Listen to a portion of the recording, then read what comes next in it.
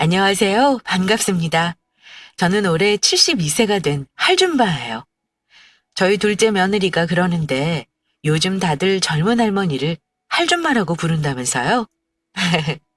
저도 젊은 할머니이고 싶은 욕심에 익명이고 얼굴도 안 보이니 할줌마라고 절 소개해봤습니다. 사실 이건 지금 저희 둘째 며느리가 타자를 쳐주고 있어요. 저는 옆에 앉아서 불러주고 있고요. 요즘 할머니들은 다 컴퓨터도 잘하고 스마트폰도 잘 쓰고 한다는데 전 평생 떡집에서 떡만 만들던 사람이라 그런가 영 어렵네요. 그래도 요즘은 손주들 덕분에 스마트폰 사용법도 익히고 얼마 전엔 커피숍에 가서 키오스크도 이용해 계산도 해봤습니다. 더불어 적립이란 것도 했고요. 그래도 아직 컴퓨터는 많이 어렵긴 합니다. 요즘은 나이든 노인들도 다 컴퓨터도 쓰고 한다는데 전 그쪽으론 영 젬병이에요.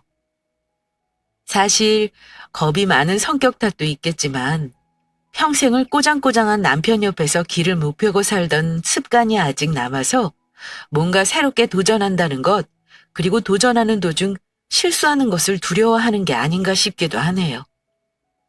제 남편은 5년 전 병으로 먼저 세상을 떠났어요. 제가 이렇게 욕을 하긴 해도 남편이 제게 참 잘했어요. 가부장적이고 무뚝뚝한 남자이긴 했지만 나름 세심하고 다정하고 무엇보다 평생 한눈 한 번 안 팔고 저만 바라보면서 살던 남자였어요. 아들 둘 키우면서 고생도 참 많이 했고요. 그래서 남편이 제 앞으로 물려주고 간 재산이 좀 있어요. 오늘은 제가 이 재산과 죽은 남편에 얽힌 저의 신기한 경험을 좀 들려드릴까 하고 이렇게 둘째 며느리에게 대피를 신청하게 되었습니다. 제가 워낙 자주 보던 채널이라 그런지 좀 긴장되긴 하네요. 이 사연이 뽑힐지 뽑히지 않을진 모르겠지만 최대한 재미있게 이야기를 한번 해보도록 하겠습니다. 말주변이 없는 저를 너그러이 이해해 주시고 들어주시면 감사하겠습니다. 저는 25살에 남편과 결혼했어요. 흔한 중매로 만났는데 남자가 인물은 별론데 참 성실하더라고요. 그런 남편의 성실함 하나 믿고 전 두 번째 만남에서 결혼을 결심하게 되었죠. 남편은 그때 당시 방앗간을 했어요. 꽤 잘 사는 집 아들이었던 남편의 부모님이 결혼하고 차려주신 거였죠. 규모는 작았지만 남편은 꽤 성실했습니다. 저희 부부는 새벽 4시에 일어나 방앗간으로 출근했고 늦은 밤이 되어서야 집으로 돌아왔어요. 방앗간에 작은 부엌을 두고 아침, 점심, 저녁을 거기서 해결할 만큼 저희 둘은 참 열심히 살았죠. 두 사람이 궁합이 잘 맞았는지 운대가 잘 맞았는지 처음엔 작은 방앗간으로 시작했던 구멍가게를 조금 넓히게 되고 나중엔 떡집을 겸하게 되고 떡집이 입소문이 나면서 그 주변 지역에선 꽤 이름 있는 떡집으로 자리 잡아갔습니다. 소규모의 떡집은 곧 큰 상가 한 채를 통째로 쓸 만큼 커졌습니다. 평일 주말 할 것 없이 밀려드는 주문에 가게는 북적였고 저희 부부는 건물을 올릴 만큼 많은 돈을 벌게 되었죠. 저희 부부가 첫 건물을 올린 것이 첫 애가 중학교 들어갈 무렵이었으니 아마도 결혼하고 17년 되고서였나 봐요. 하여튼 저희는 그때도 밤낮 없이 일했습니다. 인부를 쓰긴 했지만 저희가 직접 만드는 것과 맛이 다르기에 그 맛을 유지하기 위해 밤낮 없이 최선을 다했고 저희 떡집은 다른 지역에서도 주문을 할 만큼 유명해졌죠. 그렇게 시간이 지나 저희 건물은 한 채에서 두 채가 되고 두 채에서 세 채가 되었습니다. 그렇게 고생을 하는 사이에 저희 부부 사이는 어땠냐고요? 성실함이 장점이었던 남편은 참 많은 단점을 가진 사람이었습니다. 낭만적이거나 자상하다거나 하는 것은 기대도 못했고요. 아침엔 일어나면 물을 떠다 받쳐야 했고 삼시세끼 꼭 갓 지은 쌀밥을 대령해야 했어요. 그렇게 아침 저녁으로 고생한 부인에게 고맙다는 말, 수고했다는 말, 피곤하지라는 따뜻한 위로 한번 건넨 적 없는 정말 가부장 그 자체인 남자였죠. 지금 생각하니 그래, 다른 사람들처럼 밖에서 술 안 먹고 바람 안 피우는 게 어디냐 하며 그 무뚝뚝함을 참고 살았던 세월이 참 기네요. 그런데 남편은 제가 원하지도 생각지도 않던 방법으로 그 긴 세월을 보상해 주었습니다. 제가 45살이 되던 해였어요. 무심하게 툭 제게 서리봉투를 건네더군요.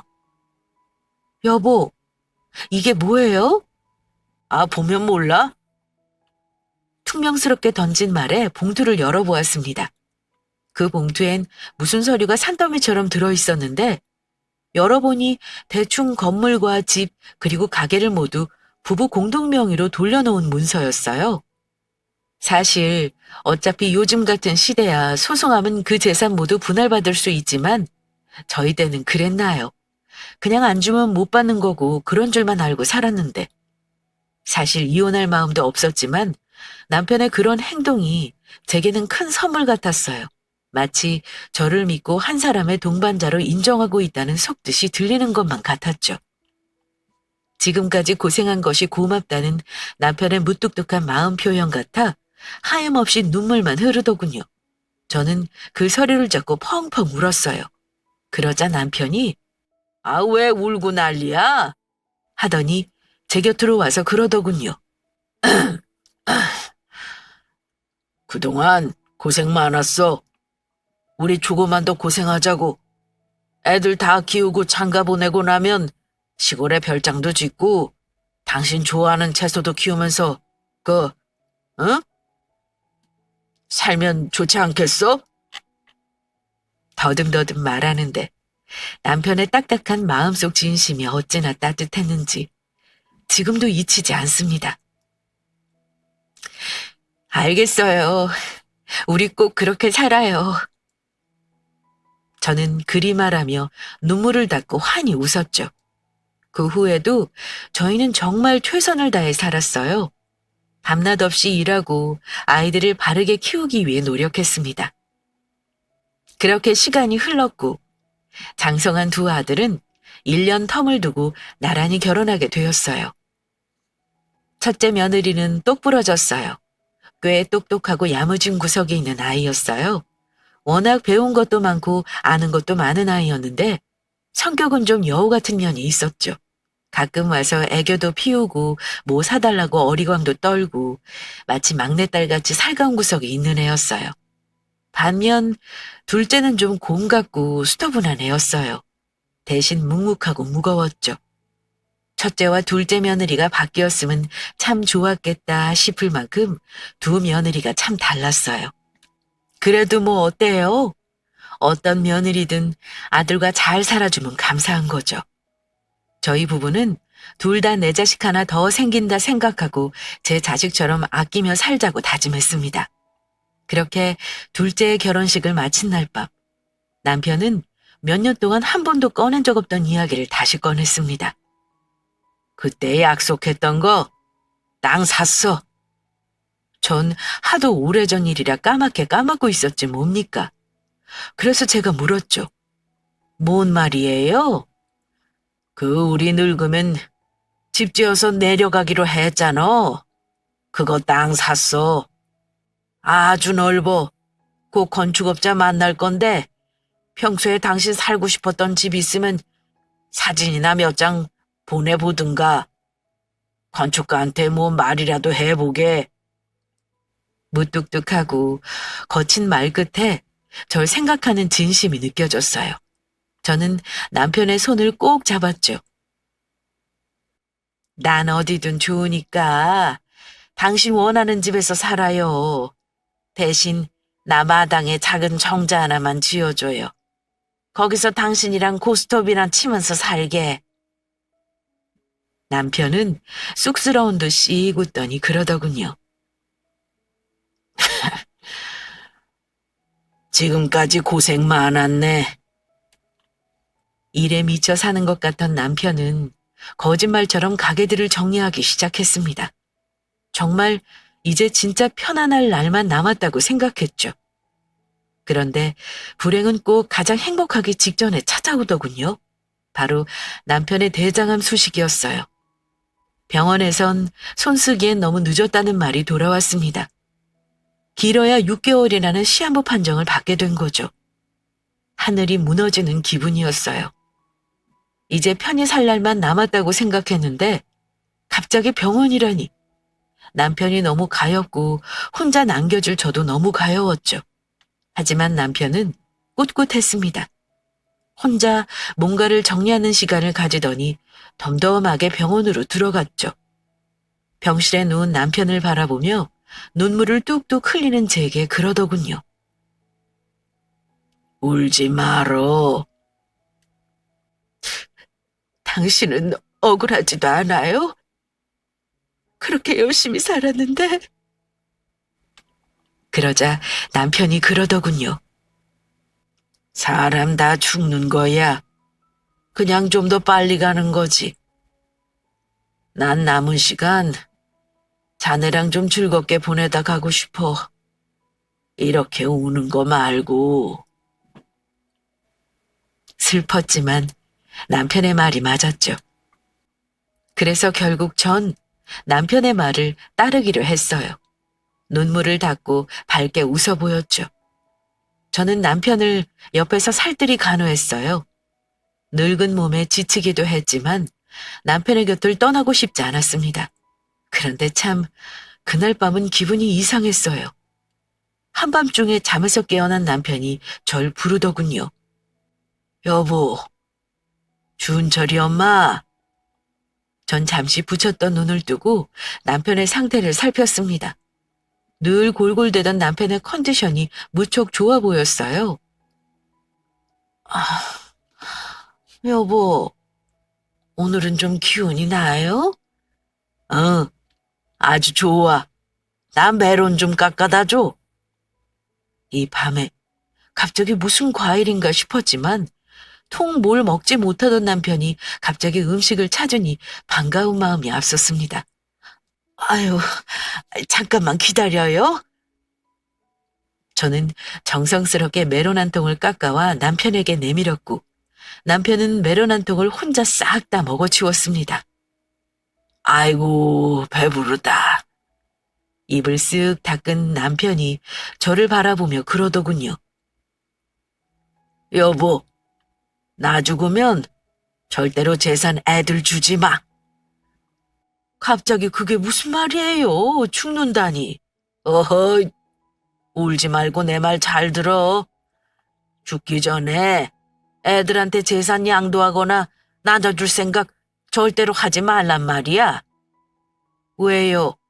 내가 그 고생한 게 다 자식들 잘 살게 하려고 한 건데. 그러자 남편이 그러더군요. 간밤에 꿈을 꿨는데 새끼 여우들이 떼지어 몰려와서 당신을 물어뜯더라고. 내가 영 기분이 안 좋아서 그러니까 그냥 내 말 듣고 그렇게 해. 이거 꼭 지켜야 해. 남편은 뜨뜻미지근한 제게 새끼손가락을 걸어 약속까지 받아내고야 다시 자리에 누웠습니다. 그리고 그날 새벽 남편은 7개월의 투병 끝에 세상을 떠났습니다. 그 대화가 마지막인 줄 알았다면 좀 더 잘해줄 걸, 몇 마디 더 할 걸. 저는 정말 깊은 슬픔과 후회에서 헤어나올 길이 없었습니다. 평생 동지이자 동료이자 친구이자 남편이었던 사람이 한순간에 사라져버린 거니까요. 그렇게 한평생 고생만 하다가 간 남편이 야속하기도 하고 불쌍하기도 하고 저는 한 달을 그렇게 집에 틀어박혀 눈물만 흘렸던 것 같아요. 그 사이 남편의 모든 재산은 공동 명의자인 저의 소유가 되어 있었고요. 그런데 제가 집에만 틀어박혀 산 지 한 달쯤 되었을 때였습니다. 집으로 큰 며느리가 찾아왔더군요. 손에는 먹을 것을 잔뜩 들고요. 어머니! 오냐, 그래. 우리 큰 며느리 왔구나. 기분은 좀 괜찮으세요? 좀 살만하면 힘들고, 살만하면 힘들고 그렇구나. 아이, 그렇지요. 안타까워하는 큰 며느리에게 애써 웃으며 안부를 물었습니다. 그래, 넌 요즘 어떻게 살고 있어? 요즘 정신이 없어서 동 들여다보지도 못했네. 그러자 큰 며느리가 기다렸다는 듯이 말하더군요. 아, 어머니, 그래서 말인데요. 저 이번에 사업을 좀 시작하려고 해요. 사업? 네, 조그맣게 뷰티 사업을 하려고 하는데 자금이 좀 모자라서요. 그 말을 듣는 순간 알았죠. 아, 이 애가 지금 내게 돈을 가지러 왔구나라는 걸요. 물론 흔쾌히 줄 수 있었어요. 뭐 얼마나 달라고 하겠어요. 이깟 돈, 건강 앞에 아무것도 아니라는 걸 남편을 보며 깨닫기도 했고, 자식에게 부모가 뭐든 못 주겠습니까? 하지만 불현듯 남편과의 약속이 생각나더라고요. 절대로 죽기 전에 자식에게 재산 주지 말라고 했던. 제가 잠시 머뭇대자 며느리가 여우같이 눈을 뜨고 그러더군요. 큰 돈은 아니고요. 한 3억 정도면 되거든요. 3억이나? 며느리 입에서 나온 거금에 저는 놀랄 수밖에 없었습니다. 떡 몇백 판을 팔아도 나오지 않을 만큼의 큰 액수였으니까요. 네, 어머니. 어머니는 아버님이 돌아가실 때 물려주신 건물도 있고 이 집도 있고 아마 현금도 꽤 가지고 계실 것 같은데 저희 유산 미리 좀 주시면 어떨까 해서요.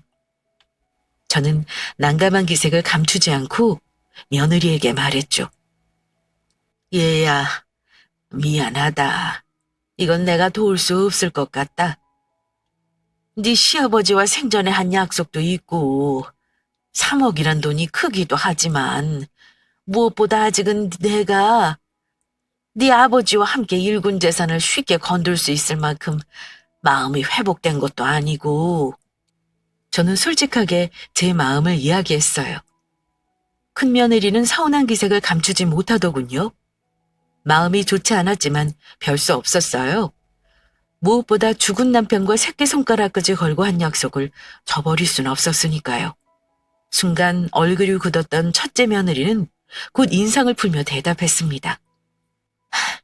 아니에요, 어머니. 제 말은 신경 쓰지 마시고 푹 쉬세요. 마음부터 추스르시는 게 먼저죠. 제가 너무 생각이 짧았어요.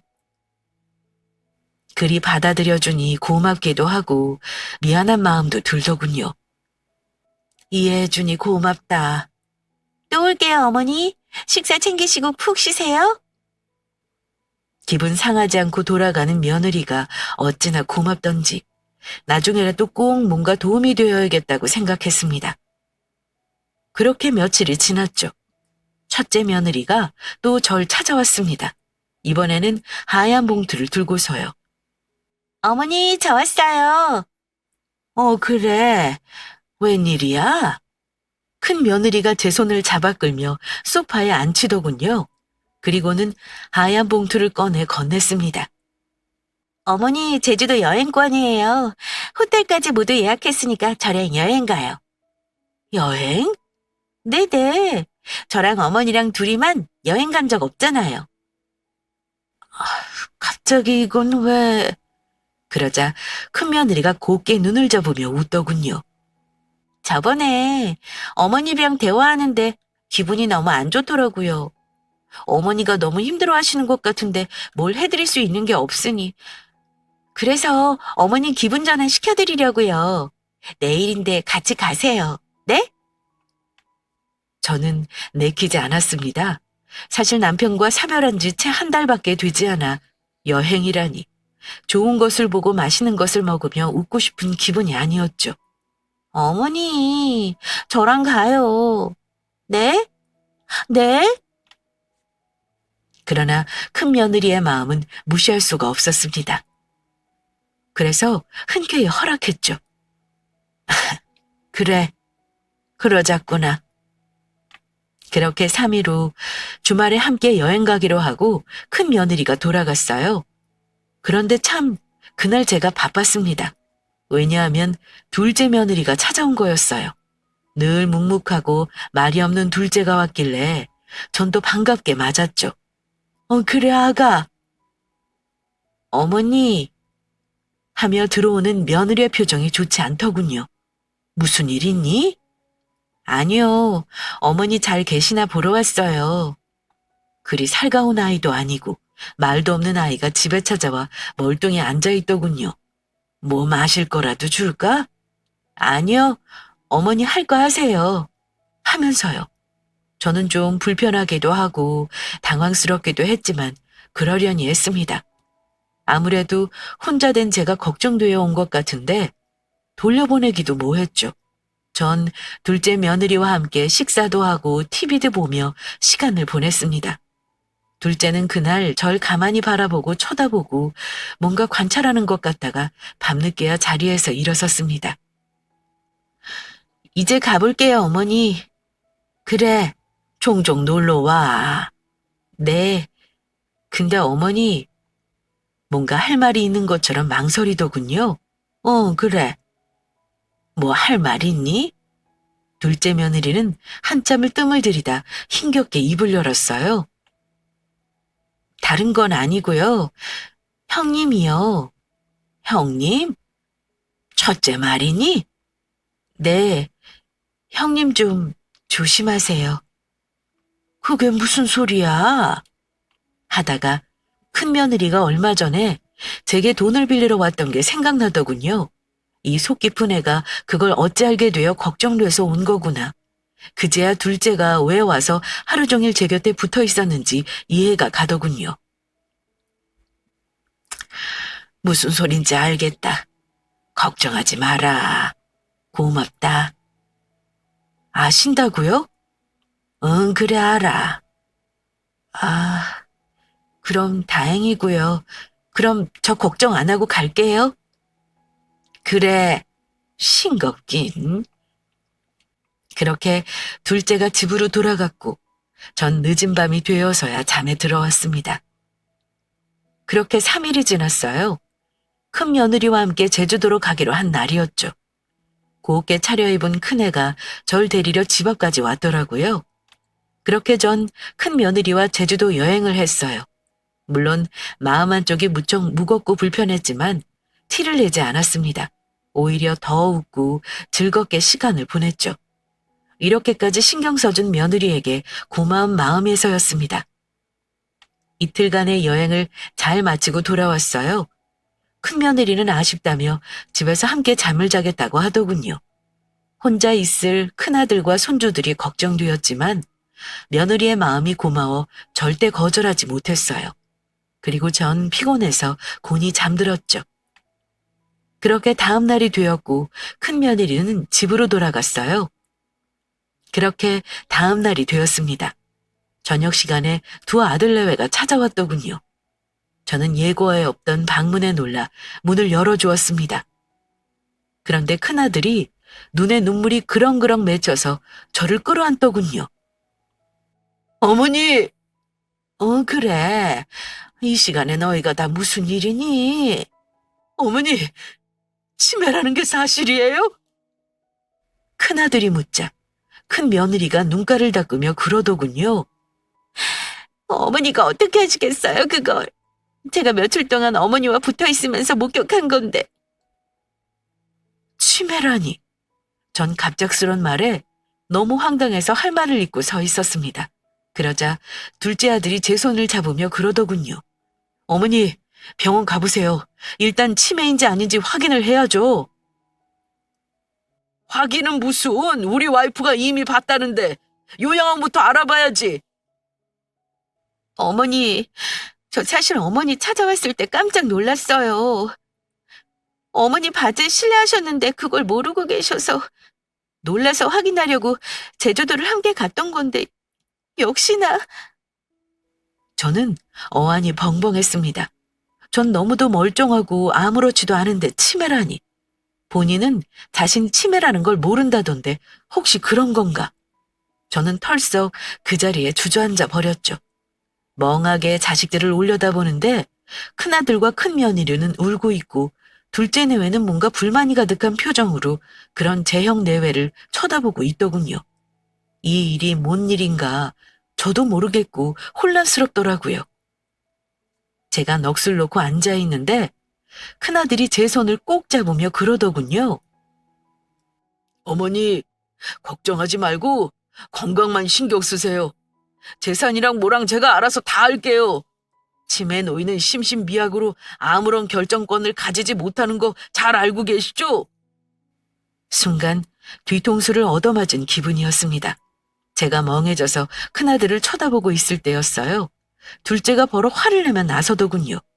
형, 무슨 말을 그렇게 해요? 치매 노인이라니. 아직 병원에서 판정도 안 났는데. 그리고 형수가 그 소리 한 날 와이프가 직접 와서 거의 한나절을 붙어 있었는데 그런 김이 하나도 없더랍니다. 치매가 왔다 갔다 하지. 넌 뭘 한다고 난리야? 두 형제가 저 때문에 싸우고 난리더군요.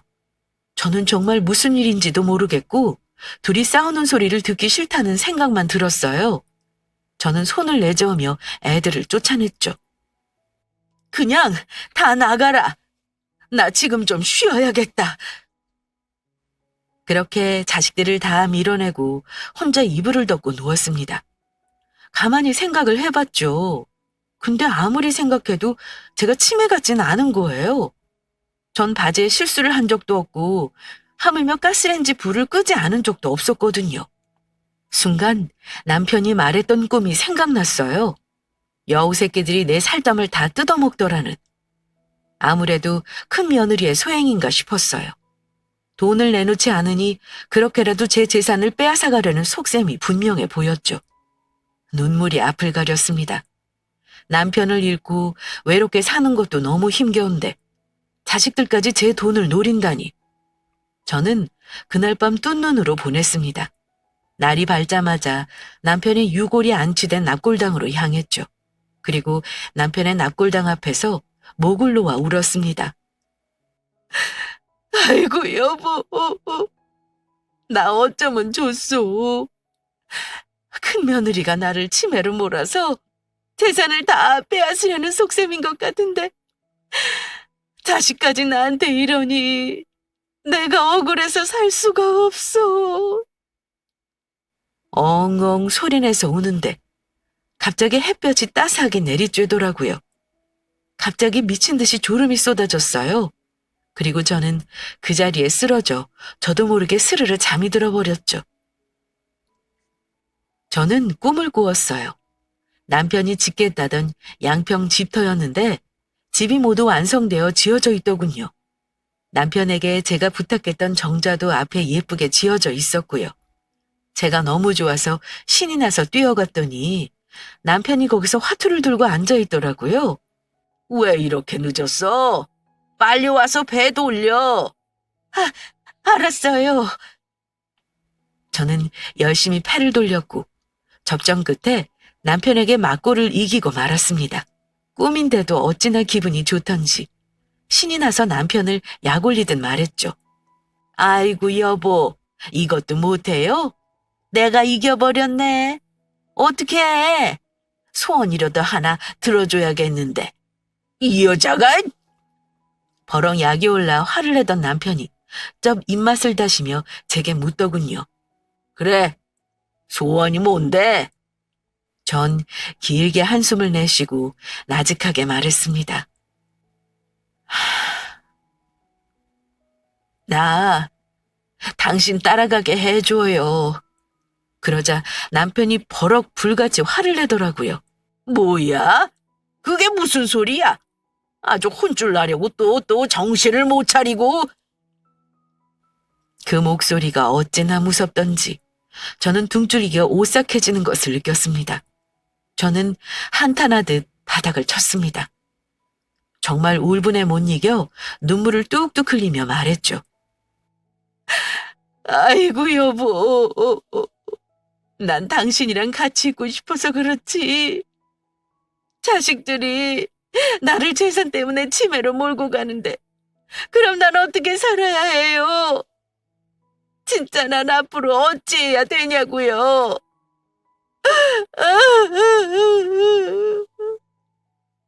제가 그리 울부짖자 길길이 날뛰던 남편이 털썩 주저앉아 제 손을 잡더군요. 여보, 힘들어도 조금만 참아. 아직은 내 옆에 올 때가 아니야. 그럼 어째요? 나 치매라고 자식들한테 모함받으면서 더는 살기 싫은데. 다 묘수가 있지. 남편의 말에 번쩍 눈이 뜨이더군요. 묘수요?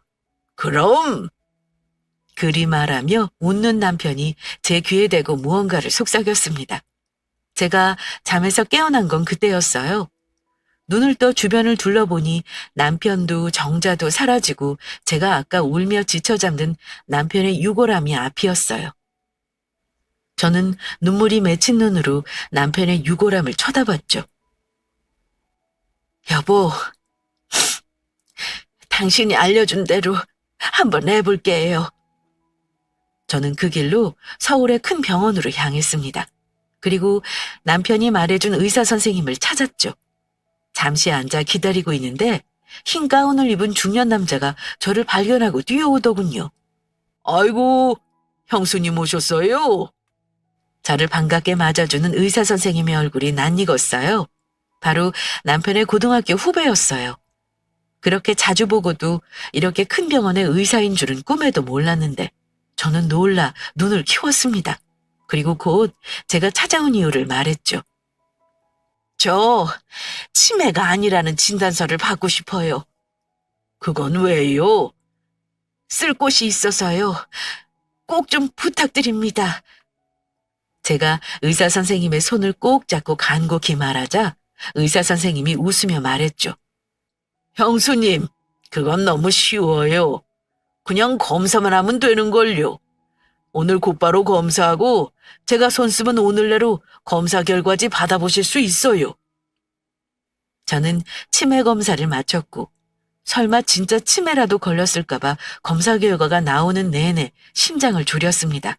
하지만 검사 결과지는 당연히 예상한 바였죠. 전 치매가 아니었고 아주 정신이 건강하다는 결과가 나왔죠. 전 검사지를 들고 그 길로 변호사 사무실로 향했습니다. 제 손에는 인감도장과 건물계약서가 들려 있었어요. 제가 사무실에 도착해 앉아 있는데 둘째 며느리와 아들이 헐레벌떡 뛰어오더군요. 어머니, 어디 다녀오신 거예요? 나 잠깐 바람 좀 쐬고 왔다. 여기 앉아라. 전 침착하게 놀란 둘째 아들 내외를 앉혔습니다. 그리고 건물 세 채의 명의를 둘째의 앞에 물려주겠다는 내용에 사인했죠. 그리고 남편이 남기고 간 부동산 중 아파트 한 채 그리고 양평 땅만이 제 앞으로 남은 상태였죠. 어머니, 이걸 왜 갑자기... 둘째네는 갑작스런 제 결정에 무척 놀란 기색이었습니다. 저는 꿈속 남편의 말을 다시 상기했죠. 둘째네는 애들이 얕지 않고 착해. 게다가 애들이 강단도 있지. 내가 첫째를 염두에 두고 절대로 유산 주지 말라고 한 거야. 그러니까 재산은 우리 둘째에게 다 넘겨. 첫째네 하는 꼴을 보니 이번 일 잘 넘어가도 당신 계속 괴롭힐 것 같아. 남편의 말을 떠올리며 저는 며느리를 향해 입을 열었습니다. 너 그날 나보러 집에 와서 할 일 없이 있다간 그날 말이야. 네, 어머니. 그날 혹시 나 치매 걸렸는지 아닌지 확인하러 왔니? 그러자 둘째 며느리가 고개를 푹 숙이며 몸둘 바를 몰라 하더군요. 저는 둘째 며느리의 등을 토닥이며 말했습니다. 괜찮으니 솔직하게 말해봐. 그러자 며느리는 그제야 사실을 이실직고하기 시작했습니다. 어머니 혹여 상처받으실까봐 조심스러워서 말씀도 못 드리고 저희도 소갈이 많이 했어요. 사실은 형님이 절 찾아오셨더라고요. 어머니 치매 걸리셨다고. 집에 찾아갔는데 자기를 알아보지도 못하고 막 우시는데 처음엔 저도 놀랐어요. 그런데 아무래도 이상한 거예요. 정정하시던 어머니가 갑자기 치매라니. 전조증상도 없었는데 그럴 리가 없을 것 같고 평소 형님 성격을 제가 모르는 것도 아니고 아무래도 이상해서 제가 직접 확인하러 갔던 거예요. 이미 눈치는 채고 있었지만 억장이 무너지는 기분이었습니다. 역시 첫째 며느리가 절 찾아왔던 그날 제가 재산을 내놓지 않자 계략을 짠 거였던 거죠. 둘째 며느리는 한숨을 크게 내쉬고 말을 이었습니다. 그런데 제가 가서 보니 어머니가 평소와 너무 다름이 없으신 거예요. 그래서 확신했어요. 형님이 아무래도 거짓말을 하고 있구나 하고요. 근데 또 제주도를 다녀오시고는 어머니가 치매가 확실하다는 거예요. 도저히 화가 나서 저도 정말 그랬구나. 그러자 둘째 아들이 불쑥 화를 내며 끼어들더군요. 근데 형도 너무하잖아요. 형수님 말을 믿는 건지 재산이 탐난 건지 사실 먼저 어머니 더 심해지기 전에 재산부터 어떻게 하자고 한 건 형이에요. 저는 씁쓸하고 가슴이 찢어졌지만 꾹 참았습니다. 그리고 말했죠. 잘 들어. 난 이 재산 첫째네 줄 생각 추호도 없다. 다 너희 물려주고 죽을 거야. 대신 조건이 있다. 첫째네에겐 내가 치매에 걸리지 않았다고 말하지 말고 아는 체 하지 마라. 어머니, 돌아가신 것도 아닌데 무슨 재산을 주세요. 저희 싫어요. 잔말 말고 받아. 나 어차피 죽으면 이 재산 다 자식들 몫이야. 근데 첫째네한테는 한 푼도 주기 싫구나. 이건 내 뜻이기도 하지만 네 아버지 뜻이기도 하다. 그리 말하자 둘째 아들이 의아한 듯 물었습니다. 아버지요? 꿈에 나와서 이 방도를 알려줬다고 하면 믿을 리 없을 테니 저는 말을 아꼈습니다. 그래, 일단 두고 보자. 네 형수가 어떻게 나오는지. 그렇게 시간이 흘렀습니다. 그리고 아니나 다를까 며칠 후 변호사 사무실에서 연락이 왔습니다. 첫째 아드님 부부 오셨어요. 어머니가 치매 걸려서 심신미약 상태라 유산 상속을 하지 못하는 상황이라고. 둘째네에게 넘긴 부동산 무효 처리해야 한다고 왔네요. 전화를 받은 저는 놀라지 않을 수가 없었어요. 정말 꿈속 남편의 말대로 일이 진행되고 있었어요. 남편의 꿈속 목소리가 귓가에 들리는 것 같았죠. 우선 내 후배가 있는 병원에 가서 치매가 아니라는 진단서를 받아. 그게 제일 먼저여야 해. 그리고 곧장 재산을 둘째에게 상속해. 아파트랑 양평 땅은 남겨두고 당신도 살 곳은 있어야 하지 않겠어? 그리고 나면 며칠 후에 첫째네가 들고 일어날 거야. 그럼 그때 치매 진단서 들고 나타나. 그리고 모든 게 남편 말대로 되었습니다. 세상에 기가 막히더군요.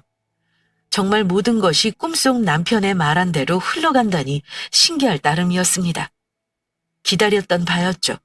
저는 자리에서 일어서 그 길로 변호사 사무실로 향했습니다. 사무실에서는 첫째 며느리의 고성이 들리고 있었어요. 아니, 치매 걸린 노인이 유산 상속한다고 하는데 그걸 덥석 공중해 주시면 어떻게 해요? 네? 심신미약 상태에 맺어진 계약은 무효 처리돼야 한다고요. 변호사니까 잘 아실 거 아니에요? 저는 며느리의 목소리를 들으며 사무실로 들어섰죠. 그리고 나지막한 음성으로 말했습니다. 너희 여기 있었구나? 제가 나타나자 첫째네는 당황한 듯 놀란 기색을 감추지 못하더군요. 어머니. 저는 당당하게 걸어갔습니다. 그리고 며느리와 아들을 내려다보며 말했죠.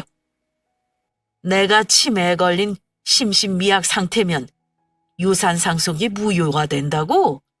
그러자 첫째 며느리가 울상이 되어 그러더군요. 네, 어머니. 솔직히 너무하세요. 어떻게 치매에 걸리셨다고는 해도 그 많은 재산은 둘째네만 주실 수 있으세요? 저 사업한다고 돈 필요하다 때는 그렇게 매몰차게 딱 자르시더니. 저는 황당해서 웃음이 나왔습니다. 그래서 제가 말했죠. 그래서 내가 치매에 걸렸다고 거짓말했니? 네? 어머니가 잘 모르셔서 그러나 본데 그거 거짓말 아니에요.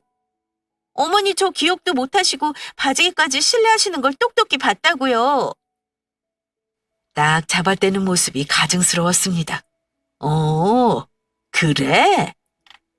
전 여유롭게 웃으며 병원에서 미리 떼놓은 서류를 내놓았습니다. 그런데 어쩌니? 나 치매가 아닌데. 치매는 네가 걸린 것 같구나. 제가 확인서를 내밀자 첫째 며느리 얼굴이 사색이 되더군요. 너 날 아주 우습게 본 모양인데? 전 변호사님을 불렀습니다. 저 변호사 양반. 네, 말씀하십시오. 내가 무식해서 모르는데 며느리가 내 재산 노리고 날 치매로 몰고 간 이 사건 형사처벌 대상입니까? 재산 편취 목적으로 행해진 거짓말은 사기죄에 해당합니다. 들었니? 사기죄에 해당한단다. 제가 그리 말하자 큰아들과 큰며느리는 그제서야 제 앞에 납죽 엎드려 싹싹 빌더군요. 어머니, 죄송해요. 제가 잘못했어요. 한 번만 봐주세요, 네? 엄마, 제가 잘못했어요. 전 진짜 엄마가 치매 걸리신 줄 알고 그런 거예요, 네? 엄마! 어머니, 제발요! 그리 싹싹 제 앞에서 비는 모습에 마음이 약해졌습니다. 제가 아무리 그래도 어떻게 자식을 사기죄로 고소하겠어요? 하지만 그냥 넘어갈 일은 아니었습니다. 아이들을 다시 보고 싶은 마음도 들지 않았고요. 난 둘째네 재산 모두 물려주고 싶다는 마음 변함없다. 너희 다신 보고 싶지 않으니까 내 앞에 다시 나타나지 마. 앞으로 어떤 일이 있어도 니들에겐 국물도 없으니까. 그리 말하고 변호사 사무실을 나왔습니다. 사실 한편으론 시원하고 한편으론 속이 쓰리더군요. 꿈에 나타난 남편의 묘책 덕분에 저는 제 재산과 저를 지킬 수 있었던 거예요. 정말 고맙고도 신기한 일이 아닐 수 없었어요. 그렇게 저의 치매 사건은 일단락되었고 첫째네는 아직도 한 번씩 저희 집 앞에 찾아와서 싹싹 빌며 울다 가고는 했어요. 지금도 그렇고요. 가끔 제가 마음이 약해질 때면 아직도 남편이 제 꿈에 찾아와요. 그리고 말하죠. 여우 새끼들한테 살 뜯어먹길 생각하지 말고 마음 단단히 먹어. 그럼 전 대꾸해요. 그래서 난 당신 곁에 언제 갈 수 있는데요? 그럼 남편이 그러죠. 내가 당신한테 못해준 게 해주고 싶은 게 너무 많았는데 눈을 감았어. 그거 다 하고 둘째한테 대신 다 받고 오려면 아직 한참 멀었어. 당신은 누릴 거 다 누리고 천천히 와. 늘 저는 베개를 적시며 잠에서 깨어난답니다. 그런데 얼마 전에 남편이 또 꿈에 나왔어요. 양평집이었는데 정원이 아주 예쁜 꽃이 피었더라고요. 거길 거닐던 남편이 절 바라보며 환히 웃으며 그러더군요. 이 꽃이 당신을 닮아 아주 예뻐. 봄 가기 전에 한번 보러 와. 그날 저는 꿈에서 깨어나자마자 둘째 며느리의 차를 타고 그날 양평부지로 향했습니다. 그리고 도착한 양평부지에서 놀라운 것을 보고 맙니다. 언제부터 지었던 건지 다 지어진 새 집이 눈앞에 있었어요. 제가 가지고 싶다던 정자도 아주 예쁘게 잘 지어져 있었고요. 눈물이 앞을 막았습니다. 제가 흐르는 눈물을 주체하지 못하고 입을 틀어막을 때였습니다. 막 공사를 마무리하고 집 밖으로 나오던 건축가가 절 보고 아는 체를 하더군요. 사모님 맞으시죠? 네. 절 어떻게 아세요? 돌아가신 사장님이 사진 보여주셨어요. 이렇게 예쁜 여자가 살 집이니까 세상에서 제일 예쁘게 지어달라고. 정말 사진처럼 고우시네요. 저는 그 자리에 주저앉았습니다. 늘 무뚝뚝하고 마음 표현에 서툴던 남편의 진심을 이렇게 죽고 나서야 뼈저리게 느끼게 될 줄은 정말 몰랐거든요. 꿈에 나타나 방도를 알려준 남편의 도움이 아니었다면 건물은 고사하고 지금쯤 이 양평집도 큰 며느리의 손에 들어가 있을지 모를 일이었죠. 전 아마 치매 노인으로 몰려 어느 요양원에 갇혀 있었을지도 모르고요. 전 남편에게 고마워 하염없이 울었습니다. 남편이 그립고 보고 싶은 만큼 눈물을 다 쏟아내고 집으로 돌아왔어요. 그리고 곧장 아파트를 처분하고 양평집으로 들어왔어요. 여긴 옆에 냇가도 있고 앞엔 텃밭도 있고 이웃 주민들도 재미있어 외롭지 않게 잘 지내고 있어요. 일주일에 한 번 절 잊지 않고 찾아와 주는 저희 둘째네도 있고요. 남편이 날 위해 지어준 집에서 이렇게 한평생 남편의 마음을 느끼면서 살다가 남편의 곁에 가는 것도 나쁘지 않을 것 같습니다. 이 모든 순간과 행복이 남편이 절 위해 마련해준 선물이겠죠. 여보, 조금만 기다려요. 당신이 나한테 못해줬던 모든 것들을 다 해보고, 다 누려보고, 당신 곁으로 갈 테니까. 고마워요. 그리고 많이 많이 사랑해요. 나이 들어 주책인가요? 좀 부끄러워서 서둘러 글을 마무리하겠습니다. 제 긴 사연 들어주셔서 감사합니다.